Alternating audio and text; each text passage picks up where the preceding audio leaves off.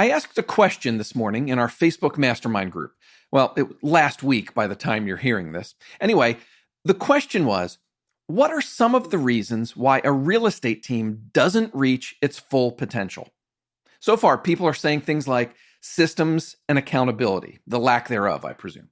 Lack of effort from team members. One reply mentioned that some teams become too impersonal. They lose that magic of creating great client relationships. I think all of those are legitimate reasons that a team wouldn't reach its full potential. But I think the number one reason is that they don't have a great training and onboarding system in place, a system that puts new team members in the best position to succeed from day one. The thing I remember is that there was good training about contracts and best practice. Even though that was helpful when you're brand new, you don't have any clients.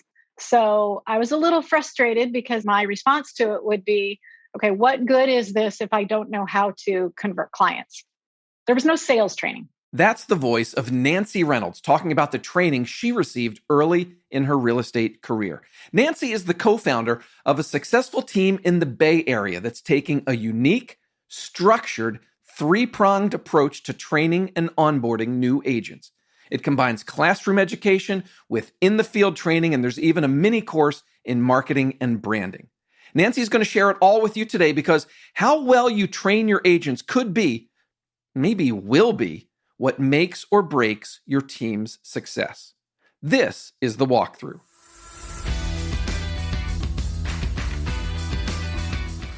Hi there, I'm Matt McGee, the managing editor of HomeLight's Agent Resource Center. Welcome to the walkthrough. This is a weekly podcast. We have new episodes come out every Monday morning. This is the show where you'll learn what's working right now from the best real estate agents and industry experts in the country. At HomeLight, we believe in real estate agents. We're on a journey to find out how great agents grow their business, stand out from the crowd, and become irreplaceable. Can you think of any times in your life when you weren't prepared or trained for something you had to do? I think back to many, many years ago when I took a new job with a great marketing company. I was brought on to help their clients with SEO. Now, I had all kinds of experience in SEO. Frankly, I was really good at it at the time, but I didn't get any training at this new company on how they do SEO and how they service their clients. Needless to say, the lack of training made that job really, really difficult. The same thing applies in real estate. When you add a new team member, whether they're a new agent or someone with great skills and experience, they still need a great training and onboarding process. You heard Nancy Reynolds a moment ago. She's the founding sales partner at Rainmaker Real Estate. They're a small team in the Silicon Valley. She and founder Alex Wang launched the team about 18 months ago. In the past 12 months, they've done more than 80 transactions and $180 million in volume. Today, they have 7 agents and a 7-person support team. Now, one of those 7 agents just graduated from Rainmaker's training program, and another is set to graduate soon. Nancy leads the agent training. Their system is called the Rainmaker Residency Program, and it's part of a very deliberate and very structured approach to agent onboarding. I mean, we're not talking, a 30-day or a 60-day training. The fact that they call it a residency program tells you that this is different. On today's show, Nancy is going to walk us through the 3 anchors of their program. You'll hear her explain the 8 training modules that teach new agents how to work with today's buyers, the 10 marketing and branding tactics that they teach new agents, and what their in-the-field training looks like too. Those 8 training modules I mentioned, Nancy has a handout. It's sort of an outline or a guide to what they do during that training. You can download that in our Facebook mastermind group. I'll have more info on that before the end of the show. For now, let's get started. As the conversation begins, I've just asked Nancy to give me kind of her elevator pitch for the Rainmaker Residency Program. I would say it's a program where you are not only going to learn best practices, but you are going to have opportunity from day one to practice the craft of real estate in real time with real clients. but with the nurturing guidance of somebody holding your hand so that you can't make any fatal mistakes. But I think, bringing agents in early on before they learn bad practices or wrong practices and giving them an opportunity to touch the ball as much as possible, they can launch their careers much faster if they want to and be more professional. So raising the level of professionalism in our industry, I think, is valuable as well. Let's talk about the Rainmaker Residency Program itself. Tell me how you combine those two things. How do you combine the sort of classroom style of learning with the actual on the street, out in the field type learning? When you're a brand new agent at Rainmaker and you agree to go through our residency program, we have a series of 8 modules. That would be the classroom training. And really it's sales training. Okay. So contract stuff, it's amazing. People can learn contract stuff very quickly if they're trying to be in contract. So to take 6 weeks to learn contracts when you have no real opportunity to put them into use, it's just not as meaningful. So we find that, we do the 8 modules and it's all on sales conversions, right? Because every prospect comes to you and there's this series of all these small conversions between when you first pick up that phone, that lead comes in, to when you potentially get a paycheck, right? That's the in-class sales training. And then at the same time, we bring new agents in on our business. So they're going to, instantly join us with buyer clients, with seller clients, what have you, and all of the different tasks that we do as realtors to help our buyer clients, get from, I just got my pre-approval or I need to get one, to, okay, this is the house I want to buy and what do I do to get it? And everything in between. So that's in the field training and in the classroom training. At the same time, we are, also training them on how to market themselves, kind of not just best practices, but what's really relevant for how they want to market, because everybody kind of has a different style, right? Like not everybody wants to be on social, but we're going to train you on, if you're going to do social, here are some, good ideas and best practices and resources to help you. Why don't we start with what you're doing out in the field with these agents? You're bringing them along on transactions. They're working with buyers and sellers. Are they just watching and listening to you, or like how active are they? During the residency program, they are required to complete 6 transactions. There's not a limited amount of time. They don't have to do it in 2 months or 6 months or whatever, but 6 transactions. And again, I'm overseeing or actively holding their hand through these 6, right? So the first 3 is where I'm doing a lot more of the heavy lifting and they're doing a lot more kind of shadowing, if you will. So being physically present, sometimes doing things independently, like showing houses, etc. But I'm probably doing the majority of the interface with the client while they're on the call with us. And, we present ourselves to the clients as we're the team. So it's normal. They're not like in the background on the call. Right. They're there live and they listen and they shadow and they learn. And then after each call, we have kind of a debrief so we can go over what they learned, what their perspective was, etc. Okay. So the first one, I'm pretty much doing 99% of everything. Okay. And the second one, I'm kind of scaling back a little bit. Hopefully they're going to be excited to start doing more of it. The third one, we're probably kind of 50-50 as far as our interaction. And then by numbers 4, 5, 6, the second 3, they're expected to be a lot more independent, but I do oversee everything. So if they're going to send a contract out, I'm going to look at it first. If they're going to send an email that isn't something they've covered before, or that's maybe a delicate situation, I'm definitely going to oversee that and help them edit and draft that type of communication. And then again, I think the big value is in the field training is the debriefing afterwards. So even when they're doing 4, 5, and 6, those transactions, and they're much more independent, I always like to say, okay, make this your client, right? Even though it's going in my name and I'm overseeing it all, I want you to make this your client and be the person, the point of contact. But I'm here to make sure you don't do anything fatal. Tell me more about what a debriefing meeting might look like. I would guess, just off the top of my head, in the first couple transactions when you're still doing most of the work, you're probably explaining things like why you said what you said, why you kind of steered the conversation in this way. And then in the second 3, you're kind of reviewing what they did more. Is that how it works? Exactly. Yes. Yeah. And I think the key is it has to be right away. So as soon as we hang up a call or as soon as we finish the showing or whatever it is we're doing, finish a negotiation. And this isn't just working with buyers, right? This is working with the agent on the other side of the table. So we're negotiating for our clients, trying to get them in this ridiculous, strong sellers market.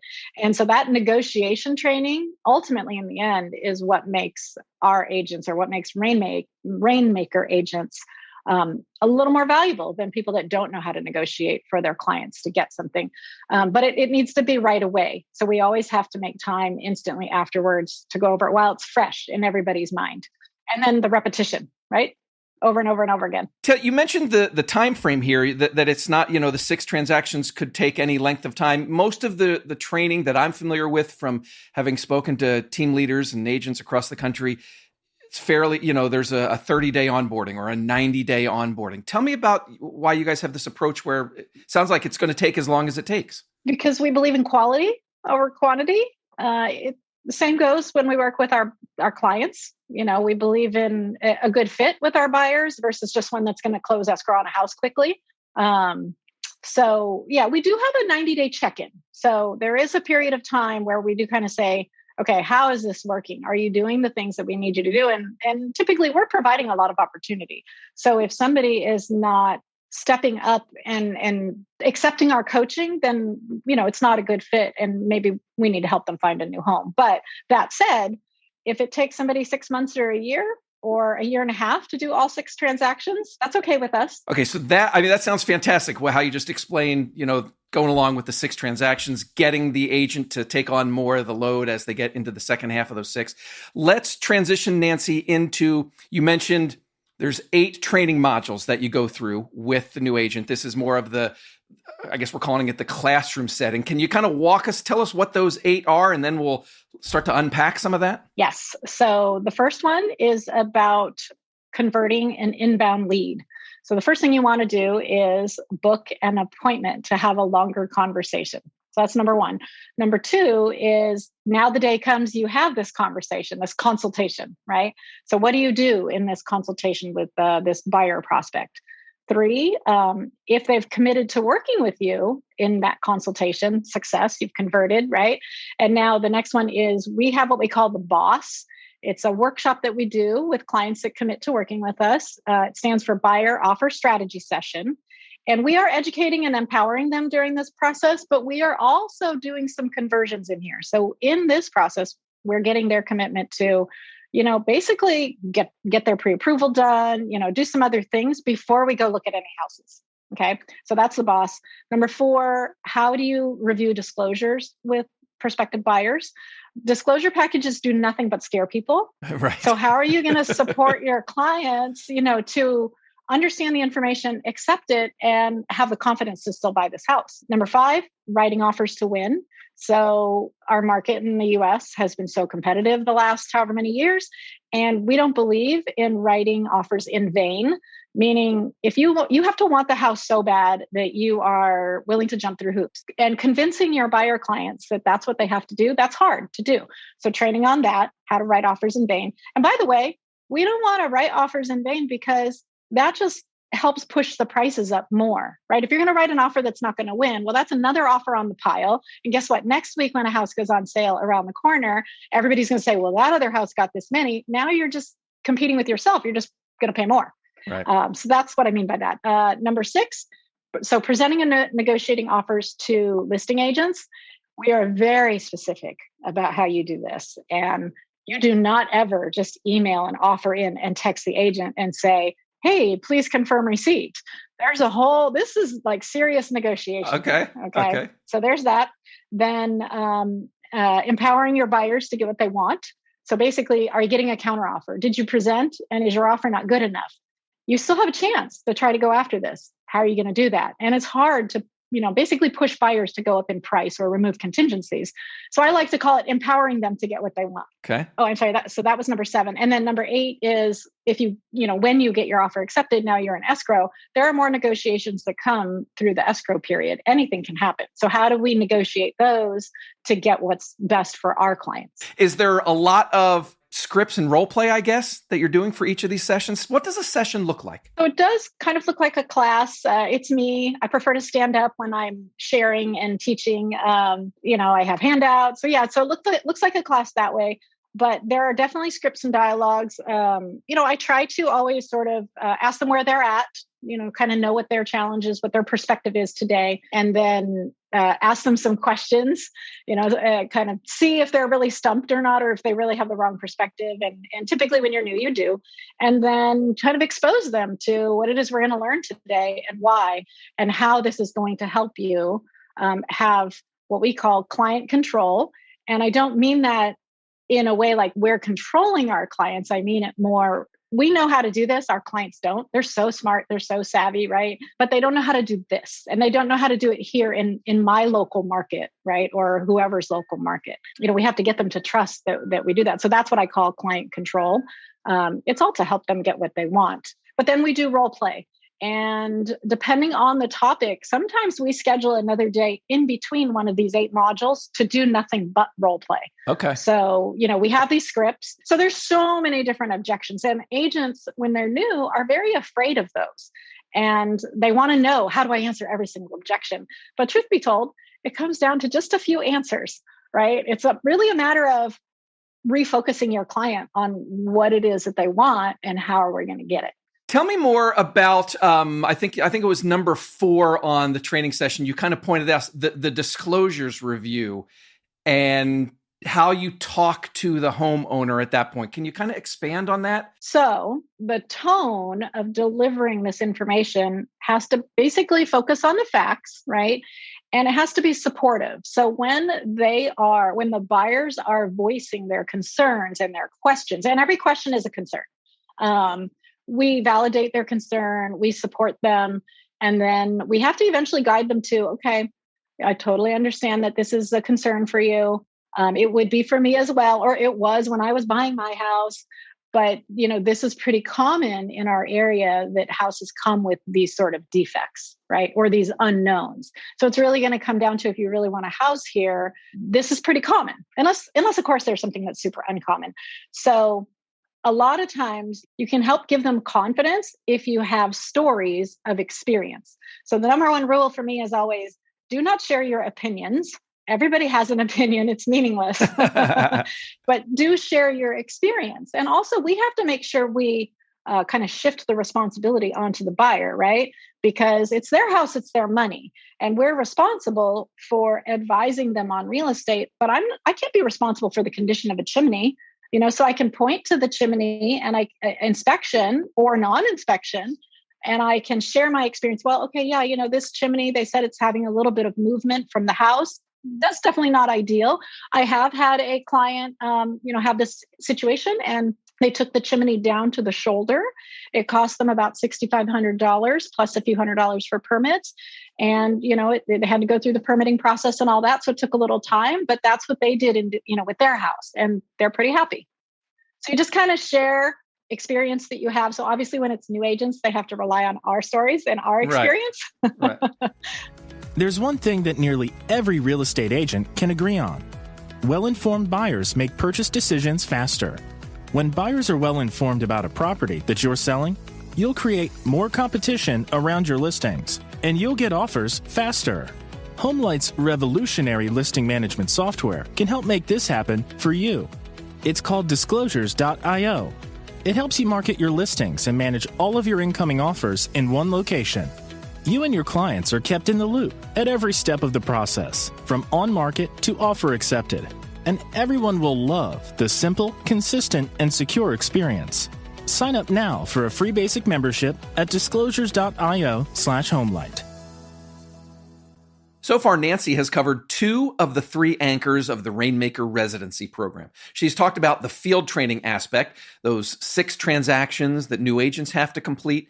She explained that the new agent needs to take on more responsibility with each transaction.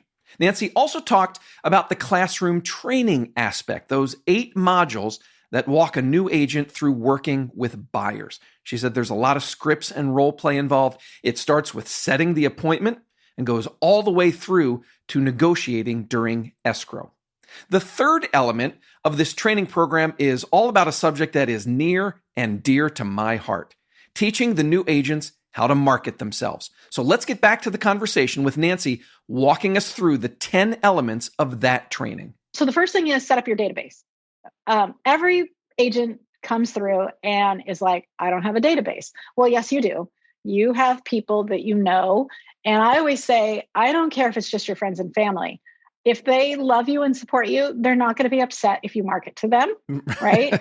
They should be okay with that. They want to see what you're doing. And even if they don't, they're not going to divorce you as a friend or a family member, but it's good practice. So I always say, use your friends and family to practice your dialogue and practice your marketing and this and that, and just do it and start building. If you bring people in, that's such a great point you just made, because if you bring these friends and family members in the idea that they are helping me as a new agent, they're going to be much more willing to receive that message and sort of take ownership in the start of your new career. Yes, exactly. They still probably won't refer you because they know you're too great. Yeah, right. But that's okay.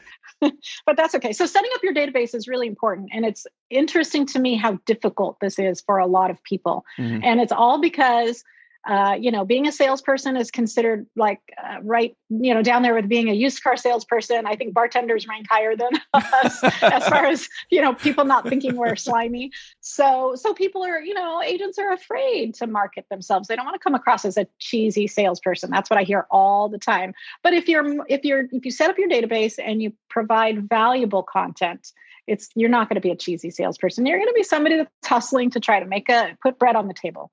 And you're doing it in a way that's also trying to help other people. Gotcha. So number one, you're training them on setting up the database. What else does the marketing training involve? Well, so various different ways that you can market. And, I truly believe in, so when you're new, I think you should try to be everywhere.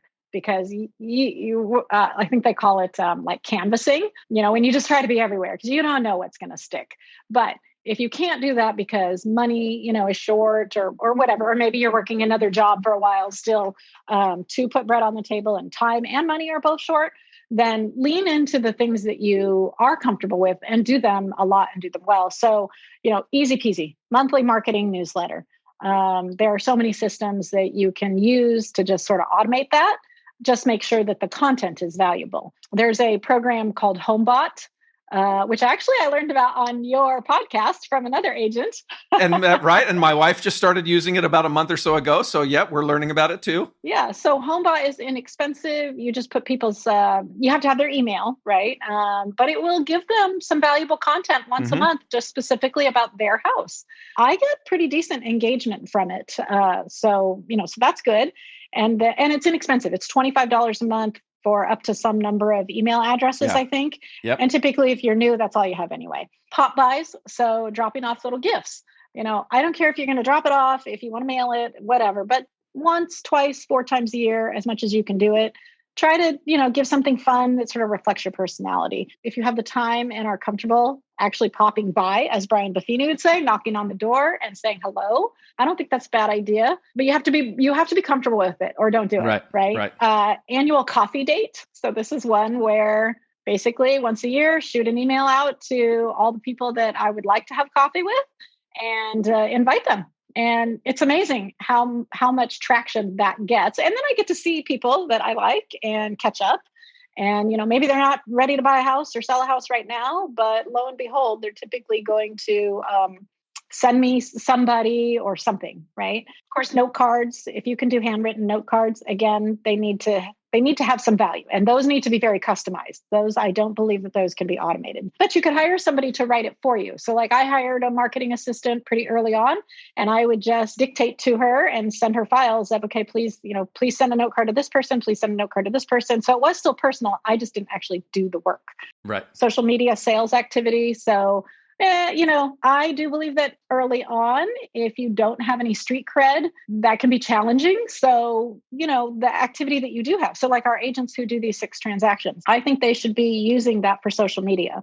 Now, they don't necessarily have to just post, just sold. They can post things like, hey, I'm representing a buyer on this house and it has like the coolest stove or whatever kind of fits their personality. But again, if you're not comfortable with social media, then this is not an area you'd want to lean into, right? Because social media kind of has to be done right. If it's not, you can actually hurt your presence. Yeah. Of course, if you can do any client events. And when I was new in my first couple of years, my client events were tiny.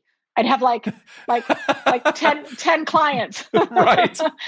But it's okay. But I broke them up and I did them and they were fun.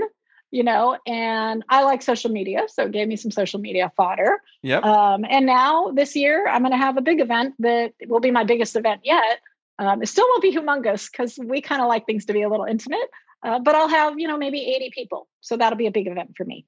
Yep. And then, of course, there's this one campaign about asking for referrals. And again, you have to be comfortable with this or don't do it. And it has to be super professional looking. So you're sending them a mailer with a cover letter, and inside you're giving them 2 complete packages that they can basically just hand to somebody else. So you're asking them to hand these 2 packages out. Oh, interesting. Okay. Yeah. So we call it Refer a Friend. I have to give Lorna Hines credit. It's actually her thing. Okay. I didn't make it up, and then in between there's just, if you can do Christmas cards, you can do monthly scratchers or quarterly. There's so much stuff you can do, but it's all about staying top of mind. I love that you are training the agents on all this marketing stuff. I come from a marketing background, so I loved it. This warms my heart, Nancy. You are training them. I think there's sort of an underlying message here is that agents, you are responsible for generating some of your own business, not just relying on the business that the team gives you. Is there a certain percentage or a certain balance that you want in terms of how much business an agent generates on their own versus how much they get from you? We don't have a written expectation yet. So we're kind of developing that part of it. I mean, I think if an agent is not developing, say, 30% of their business from their own sphere, that kind of tells me they're not hungry enough or they're not motivated enough, because we would love it if an agent stayed on the team forever, right? If a good, solid agent would just do all the stuff and convert and sell, that would be amazing. But truth be told, you want people who are going to work really hard to sort of get off the team after a few years or at least do a hybrid. They're going to make a higher cut, obviously, if it comes from their own sphere. So they should be motivated to do that. If you're not motivated to do that, I just find that, you probably were a really good customer service person, but I don't know about being an independent salesperson. So let me ask you this, Nancy. I mean, we talked about the 6 transaction training that the agent has to go through. We talked about the modules for working with buyers. We just went through the different marketing training that you provide. You might have an agent come to you, and we've kind of been talking about an agent that has no experience at all. But what if you have an agent joining the team that's already been doing this for 4, 5, 6 years? Do you sort of customize? Do you adjust the training in any way for more experienced agents?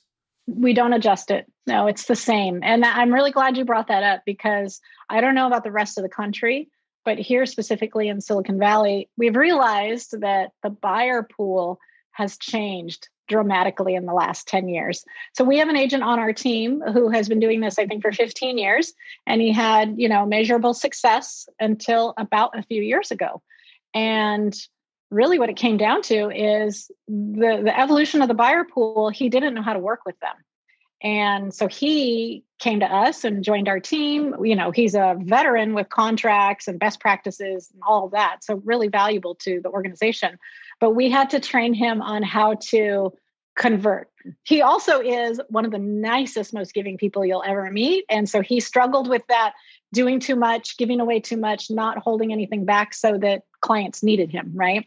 And so training him to basically breaking down the mindset and training him on how to work with these buyers that we're seeing here in our market. Sellers, he was still really good with sellers because they're mostly the boomers. Right. And those are kind of the people, at least where we are. Those are kind of the people he's been working with most of his career. And he committed to doing it, and he had very quick success, and he's contributing, and it's working. Last question. I always like to ask my guests to sort of sum up, give my listeners a takeaway or two. What do you want team leaders specifically that are listening right now? What do you want them to understand about how you guys do training, or just about the value of training and onboarding in general? I think what I would want team leaders to hear, and this is based on me interacting with a lot of team leaders in the past however many years, is that it takes a lot of time and dedication from you as the trainer. And if you're not committed to doing that for these people that you onboard, then you're really doing them a disservice. You're also going to hurt your brand because they're not going to, perform at that super high level. And I think when you're growing a team, I think one of the most important features for the consumer is that it's consistent. So the business practice is consistent. I always say, look, Matt, if you join my team, this is what I tell clients. Oh yeah, so Matt and I are going to work together. We're going to help you get this house. I want you to know that you can expect, regardless of which one of us you talk to, the process is going to be the same and your experience is going to be very consistent. Matt has a slightly different personality than me. He might tell you a different joke than I might, but you should be able to expect the same service and the same consistency from both of us. That last bit right there that Nancy talked about, really interesting to me. After we wrapped up, I mentioned to Nancy that in my mind, training is all about getting the agents in position to succeed. I hadn't thought about the branding and consistency aspect, but it makes total sense. Without a great training program, your agents may not be representing your team in the way that you'd always like them to. Great point. One more thing to add. Once an agent graduates from the Rainmaker Residency Program, they have the option to also go through another training program that's all about working with sellers. All right, if you want to connect with Nancy, a couple different ways you can do that. You can follow her on Instagram. Her profile is at Nancy Reynolds Homes, or you can find her in our Facebook mastermind group. That's also where you can grab her handout with more details on the 8 training modules we talked about today. Just go to Facebook, do a search for Homelight Walkthrough, and the group should come right up. All right, let's do our takeaways segment. Here's what stood out to me from today's conversation. Takeaway number 1, the Rainmaker Residency Program has 3 anchors: in the field training for 6 transactions, classroom training on 8 steps for working with buyers, and they also teach new members about marketing and branding. Takeaway number 2, for the 6 transactions out in the field, Nancy does most of the work on the first deal. Then she starts to scale back more and more each time. She says the agent should be doing most of the work during the final 3 transactions. And also, this is really important, they debrief right after every client interaction when things are fresh. Takeaway number 3, the 8 classroom training sessions are focused on what Nancy called that series of small conversions from the time a lead comes in to the time a deal closes. She walked us through all 8. As I said, you can also get more info about that on the download that's in our Facebook group. Takeaway number 4, there are 10 training pieces about marketing. It starts with setting up a database. It includes things like social media, client events, and that refer a friend mailer that Nancy mentioned. And then takeaway number 5, every agent, no matter how experienced they are, goes through the same training. And there's no time frame on all this. Nancy says they are more concerned with quality over quantity, quality over speed. That's why it's called a residency program.